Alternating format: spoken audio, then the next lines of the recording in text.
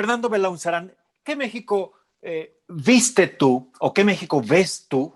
Yo lo supongo, pero te doy un adelanto. ¿El AMLO Disney o el México de las masacres, de la pobreza, en aumento esos 4 millones, ¿no? Según el Coneval, el INSABI fracasado, como bien lo menciona Roy, la corrupción galopante, donde tenemos a un Pío, a un Martinazo, etcétera, etcétera. Bueno, ya la lista más lo que se acumulen esta semana. ¿Cuál es el México que ve Fernando Belaunzarán? Sí. Mira, pues yo le llamo Pejelandia a lo que nos expresó Andrés Manuel, lo ha dicho desde el principio. Tiene razón Roy cuando dice, ningún presidente habla mal de lo que ha hecho, siempre busca poner las cosas buenas, digamos, presentar de la mejor manera, adornar de la mejor manera su gobierno, es cierto, pero ningún gobierno como el de López Obrador se centra en comunicar y en específico en hacer propaganda. Él hace propaganda, todo el tiempo hace propaganda porque todo el tiempo está en campaña.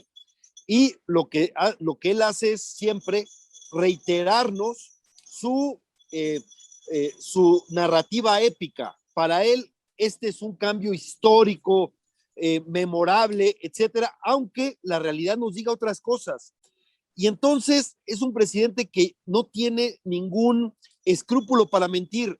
Miente sin parpadear y miente una y otra y otra y otra vez, porque lo que le interesa exclusivamente es la percepción.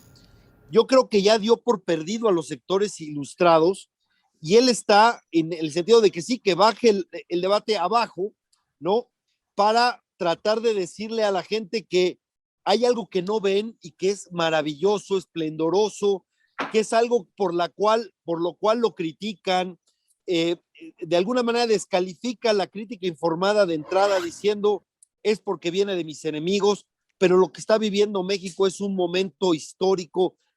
Por supuesto, va a haber un momento de choque acá, ¿no? Hay algunas cosas realmente insultantes, no solo lo de las remesas, que de alguna manera expresa un fracaso, porque hay más remesas porque lo necesitan más las familiares en México. Hay una exigencia, una necesidad mayor de los mexicanos porque aumentó la pobreza, porque la pandemia les quitó vías de ingresos, etcétera, y eso hace que la gente apoye más. Pero hay otras cosas, por ejemplo, la pandemia.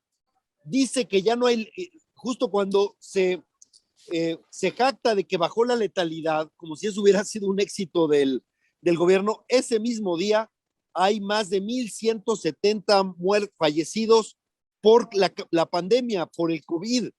Pero eso es lo de menos. Para él, los datos constatables son un estorbo, algo que tiene que ser producto de un afán perverso. Para él, lo importante es su narrativa, su épica. Y sí, yo estoy de acuerdo con lo que dice, con esto de que Roy piensa en lo que dice Andrés Manuel, de que si él fallece estando en la presidencia, bueno, es su épica, es su inmortalidad. Él sueña terminar sus días como Benito Juárez. Por eso el espejo que dice Ana María tiene todo sentido. ¿Cómo acaba Benito Juárez muriendo en Palacio Nacional? Y no sé si se acuerdan de aquel tuit que fue muy polémico cuando fallece Hugo Chávez, que dice sin carga ideológica, pero esa épica que lanza de que el pueblo que siempre lo acompañó, y es que yo creo que veía las exequias de Chávez, de un jefe de Estado que muere en el poder, y yo creo que saliva, ¿no? Así se ve, ¿no? Y sí, tratando de hacer un mito popular, quizás como Perón, etcétera, pero la verdad es que el problema que él tiene es, pues los resultados tangibles, esos no importan, aunque hay que decir que su narrativa es revolucionaria. Aunque él llegó por una elección democrática, su narrativa es revolucionaria. Y frente a la revolución es un corte histórico y pocos se preguntan si el Producto Interno Bruto bajó durante la revolución o durante la independencia o sobre la guerra de reforma, o si aumentó la pobreza con la guerra con los 10 años de independencia o después de tantas guerras en el siglo XIX o la revolución. Claro que aumentó la pobreza, claro que hubo grandes calamidades para muchísima gente, pero en la historia de bronce queda como el cambio. Y él quiere convencernos de que efectivamente hay un cambio épico, aunque los resultados no lo respalden. Él está en eso. Por eso, él apuesta no solo, evidentemente, a que si él acaba sus días en el poder, él sea recordado y se genere su mito. Él necesita mantener la presidencia por él o por interpósita persona para que continúe ese mito a partir de reiterar la narrativa una y otra vez, contrastando con un pasado monstruoso al cual él combatió, etcétera, ¿no? Y pues él juega con eso, hacer un referente histórico, y para eso necesita mantener la presidencia después de su sexenio, ¿no? De una u otra manera, para que siga reiterándose en esta lógica de que la historia la cuentan los ganadores, y si la cuentas desde el poder y además haciendo propaganda todo el tiempo, eso apuesta, ¿no? Y me gusta la figura del peronismo, porque así ha sido, ¿no? El peronismo ha pervivido acá, y dicen que él se ve, si es que entrega el poder a interpósita persona en una especie de maximato, que él se ve como Lázaro Cárdenas, al cual irían a buscar para dar su consejo, etcétera, ¿no? Como el Tata a quien van a buscar para que los oriente frente a los problemas. No sé, lo que sí es algo complicado y tenemos que decirlo en algún momento. Sí. ¿No sería también que no quiere ir a dar a la cárcel después de estos resultados tan cuestionados y de los muertos de pandemia y un largo etcétera? Sí. ¿No será eso también? Mira, él confiesa una cantidad de delitos en las mañaneras, eso es verdad. Los confiesa y los dice con un gran desparpajo, pero no creo que él le tema a la cárcel. Yo creo que él lo que busca sí es quedar en la historia, quedar ser recordado, ser un hito en la historia de México, ¿no? Y no le importa de alguna manera chocar con la realidad. Él quiere reiterar una narrativa, aunque esté totalmente fuera de lo que vivimos, de lo que mucha gente padece, etcétera, ¿no? Y bueno, esa me parece que es la parte en la que hace tantos informes para reiterar siempre el mismo mensaje, para hacerse el imprescindible, etcétera, ¿no? En este momento, aunque hay que decir que sí es bueno comunicando, por supuesto, que tenga 60% de aprobación con los pésimos resultados que hemos tenido, con los daños que ha generado la pandemia, con más de 500,000 de muertos, etcétera. Eso de decir que nadie se quedó sin cama, por favor, hemos visto muchas escenas, recordemos cómo la gente buscaba oxígeno desesperadamente, pero para él la verdad sale de su saliva, ¿no? Su saliva es la medida de la verdad, y la quiere instalar repitiendo una y otra vez. Él cuestiona explícitamente a Goebbels, pero lo practica todos los días, repitiendo lo mismo, esta transformación épica que solo él ve, ¿no? A pesar de que los daños los vamos a pagar, porque hay una descomposición institucional muy fuerte, hay una descomposición política muy fuerte, hay un daño al tejido social muy fuerte, y eso vamos a ir cargando. Pero él apuesta a que su épica haga que siempre haya un grupo de seguidores que diga: instalemos el obradorismo, peleemos por el obradorismo, y quizás Morena algún día pase a ser el Partido Obradorista Nacional, y entonces así siga, nada más que no es precisamente un futuro promisorio para el país en esos términos, ¿no? En esa lógica, pero lo que sí ha tenido un éxito es que el país sí gira alrededor del presidente, sí gira alrededor de lo que dice el presidente, ¿no? Sea porque tiene una base que todavía le cree, o sea, por otra base de sectores informados que reaccionan frente a mentiras tan evidentes, ¿no? A ver, Fernando, pasemos a estos cambios en el gabinete. ¿Qué pasó? ¿A qué llega mi paisano, y debo decirlo, el anodino Adán Augusto López Hernández, exgobernador de Tabasco, a la Secretaría de Gobernación y si realmente va a ser una corcholata, como ya dicen, por un lado y por otro. ¿Por qué se fue Julio Scherer? Cuéntanos, Fernando. Mira, buenas preguntas. Nada más le quiero responder a Ana María porque está muy buena la provocación.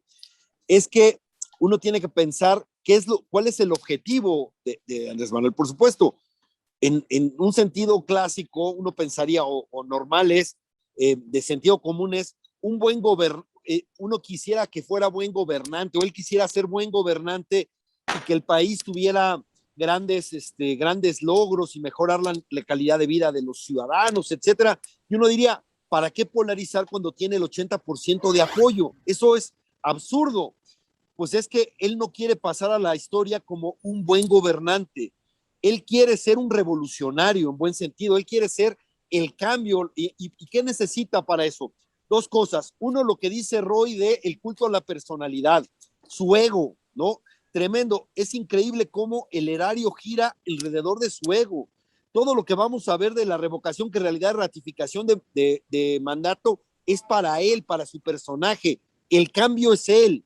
Pero para que sea un cambio revolucionario tiene que derrotar a otros y para eso tiene que polarizar y tiene que confrontar y tiene que derrotar. Entonces, aunque él habla de conservadores y liberales, la verdad es que moralmente él es muy conservador, lo exuda lo conservador que él, pero como se monta en esta tradición histórica de la historia de bronce, de la historia oficial, entonces él es el liberal derrotando a los conservadores que son los villanos de la historia de Estampita que se hizo en el México postrevolucionario, de la cual él abrevó y de la cual él se ve. Y entonces, como todo es en torno a su persona, él quiere derrotar a las fuerzas oscuras, poderosas, etcétera. Y entonces, ¿por qué digo que es buen comunicador? Porque pone los temas que quiere en la mesa y debatimos en torno a ellos, ¿no? En ese sentido, eso, y él está en su lógica, no le importa eh, si hay más muertos por COVID o no, etcétera. Él lo que importa es que su narrativa prevalezca, ¿no?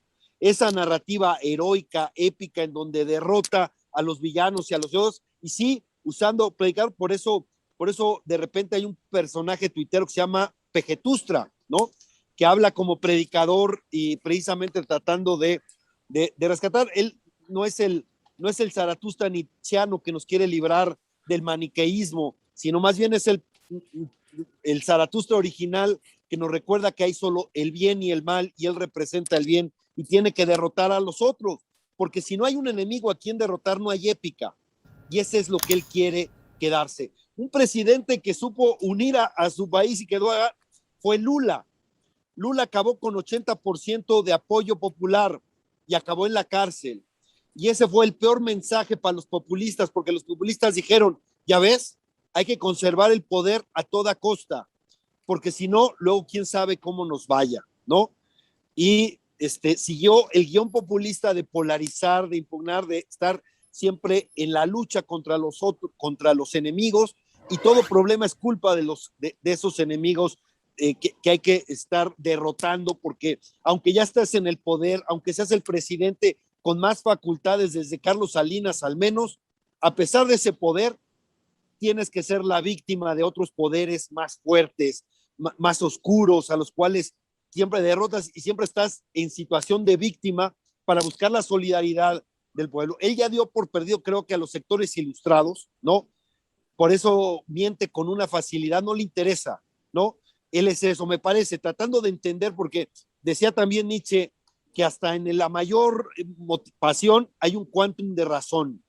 Y ese quantum de razón es el que yo creo que le da, y es el ego y el hígado. Son las dos coordenadas que tiene. Ahora, regresando a lo que me pregunta Tony sobre Adán Augusto, pues es su operador. Él está pensando en términos electorales, todo el tiempo está pensando en términos electorales, y hay funciones en las que no podía hacer Olga Sánchez Cordero, que pues era una cara amable del gabinete, pero no era una operadora electoral, que es lo que más le interesa. ¿Por qué? Porque finalmente en las elecciones es donde se va a definir el poder, y en esa definición del poder es donde va a estar su legado histórico en esta lógica de propaganda que tiene, y por eso creo que su apuesta sí es Claudia Sheinbaum, si es que va a dejar, porque es la que le garantiza cierto maximato para que le sigan rindiendo el culto a su personalidad, ¿no? Aún después de dejar el poder, y si deja el poder porque la salud o cualquier otra cosa ignominiosa le sucede en Palacio Nacional, pues que alguien tendrá que cantar su loa, ¿no? Y eso me parece que es. Y a Adán Augusto viene a operar política y electoralmente para él y tratar y yo creo que viene a buscar generar el primor, ¿no? Me parece, porque necesita romper al bloque opositor para poder sacar sus reformas constitucionales que él necesita de cara al 24, entre otras, la reforma electoral. Y eso solo lo podrá lograr si rompe al PRI. Y hoy le dio un llega a Moreira, diciéndole, yo tengo facturas donde tú usaste el avión de Ancira. Ese es un mensaje porque este gobierno intimida explícitamente, ¿no? Porque como ellos parten de la superioridad moral, ¿no? Y esa superioridad moral les da licencia para hacer lo que hacían los otros, pero con el buen propósito, una lógica de así como los otros lo hacían, pero nosotros lo hacemos para el bien, ¿no? Y entonces intimidan todo el tiempo. Y pues Olga Sánchez Cordero tuvo un triste paso por la Secretaría de Gobernación. Ella no moderó al presidente, al revés. Ella pues simplemente se pegó a, a aplaudirle al presidente, se desdibujó tremendamente. ¿Fue un florero? Fue gris. ¿Fue un florero, sí. Fernando? ¿Olga? Por desgracia sí, e incluso en los temas que más debieron haber importado, ¿no? Desde que dejó que quitaran las instancias infantiles y mucho conflicto con las feministas que ha generado el propio Andrés por su conservadurismo moral, ¿no? Yo creo que Olga pasó sin pena mira, al pasar sin pena ni gloria por gobernación es una derrota para ella, me parece, ¿no? Y va al Senado, no hace una cuña de Ricardo Monreal porque no puede hacerlo, ¿no? Ella no está curtida en las lides para competir políticamente por el liderazgo ahí, pero le dio un puente de plata para sacarla, ¿no? Porque ya necesitaba un operador político electoral en la Secretaría de Gobernación.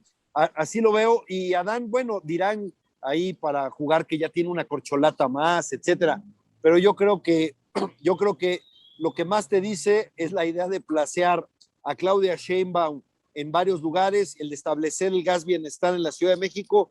Para Andrés Manuel, la Ciudad de México ya es un reto personal, ya asumió la operación política electoral aquí, y es, en lugar de conciliar en la Ciudad de México, donde está dividido, es ahondar en la polarización. A eso trajo a Martí Batres, por eso recibieron a los alcaldes como lo recibieron, ¿no? Y el gas bienestar en la Ciudad de México pues tiene muchas lecturas para eso. Ahí tiene que apuntalar a Claudia Sheinbaum, que es su carta para seguir. Yo sigo pensando que no ha descartado totalmente la posibilidad de reelegirse si se le da la coyuntura, aunque la Constitución lo prohíba, que es una cosa parecida a la que le pasó a Evo Morales, que había perdido el referéndum, que la Constitución lo impedía, y sin embargo la Corte Suprema le dio esa posibilidad.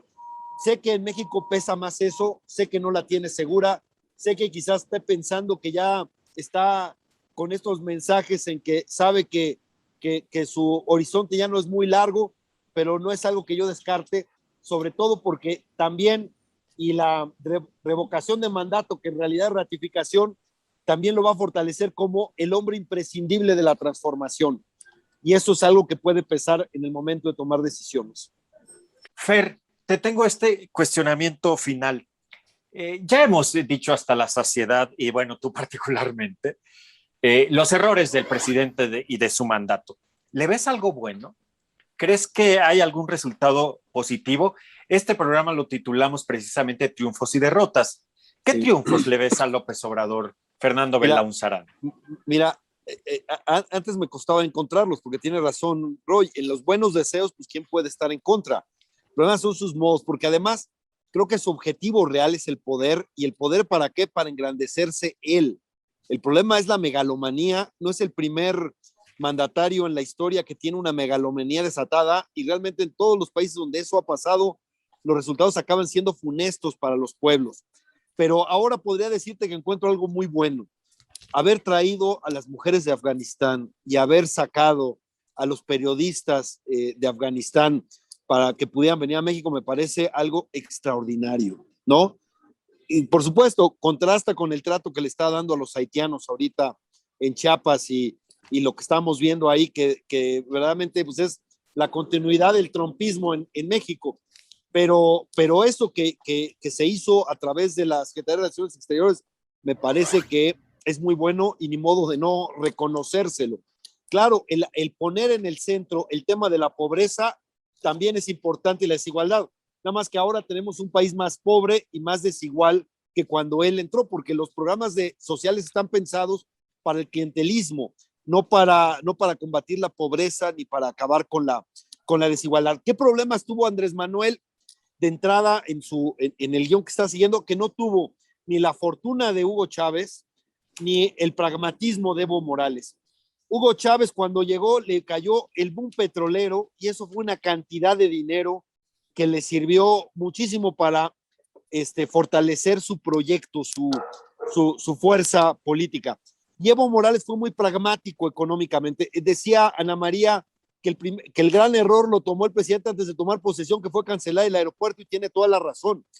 Evo Morales fue anti-extractivista de opositor, y en cuanto llegó a la presidencia fue extractivista e hizo un gran negocio con el gas, ¿no? Eso le permitió a Bolivia crecer a márgenes de 4% anual, y esa fuerza le